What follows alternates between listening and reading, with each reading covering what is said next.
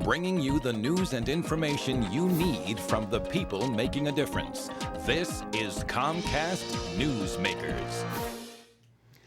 And welcome back to Comcast Newsmakers. I'm Steve Swat. My guest this segment is Senator Alex Padilla of San Fernando Valley. Thanks for being back with us. Hi, Steve. Thank you. It's been a little while. It has been. And we want to talk about a package of bills that you are carrying right now that deal with cigarettes, the cigarette tax, cigarette sales. It's pretty interesting. I mean, the tax, for example, which is Senate Bill 600, would dramatically increase the tax on a pack of cigarettes up another, what, $1.50? Right. Is that correct? So it's a package of 4 bills, one of which seeks to increase the tobacco tax in California $1.50 per pack. The last time we increased the tobacco tax in California was 10 years ago.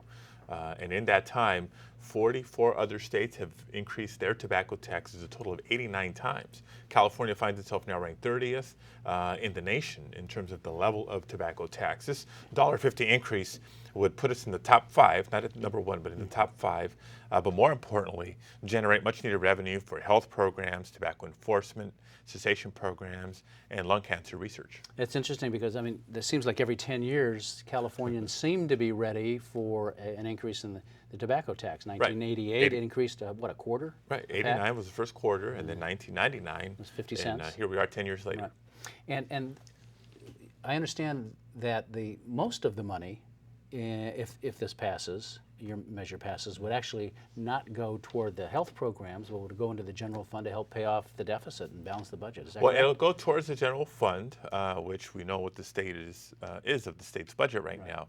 But remember, second only to education, healthcare is the largest segment of the state's budget. So whether it's channeled directly to a specific healthcare program or by virtue of the general fund helping us with our healthcare programs, it'll be a big help. And that's one of the 4 bills. The other 3 collectively speak primarily to how tobacco is sold in this state, and specifically enforcing the laws prohibiting sales to minors. So it's a combination of ideas like prohibiting the sale of cigarettes within 600 feet of schools, just like we prohibit alcohol sales from the proximity of schools.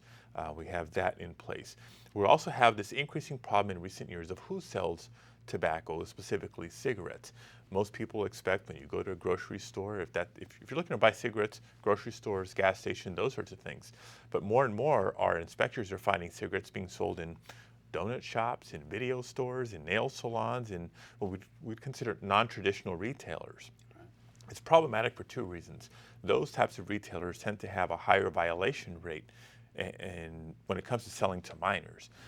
But it's also a question of enforcement. We've got to know who's selling, who ought to be in the business of selling tobacco if we're going to enforce the laws that prohibit sales to minors laws or even the counterfeit cigarette laws in the state. Now, I know this is a package of legislation, several bills, but if one or so, it gets in trouble, you'll move the others, right? I mean, you are getting, for example, you're getting pushback on the tax increase from the Chamber of Commerce, from Caltax, from other organizations. Absolutely, absolutely. I believe each of the bills is a good idea in and of itself and shouldn't be sort of a victim if one of them doesn't advance. Right. So between increasing the penalties and fines for selling to minors, keeping it away from schools, sort of reining in who can sell, who shouldn't be in the business of selling cigarettes, and doing more to limit youth access to tobacco, I think as a package it's a great proposal. Interesting. I know after the last several tax increases, I mean, adult smoking has dropped dramatically. Adult smoking has gone down in the state, but we have a lot more work to do. Youth smoking is my focus. We know that of heavy smokers as adults, 3 out of 4 confessed to starting smoking when they were underage. So if we can nip it in the bud, then we'll save those healthcare costs later on. All right. Well, Senator Alex Padilla, thanks for coming by talking about this important package of legislation.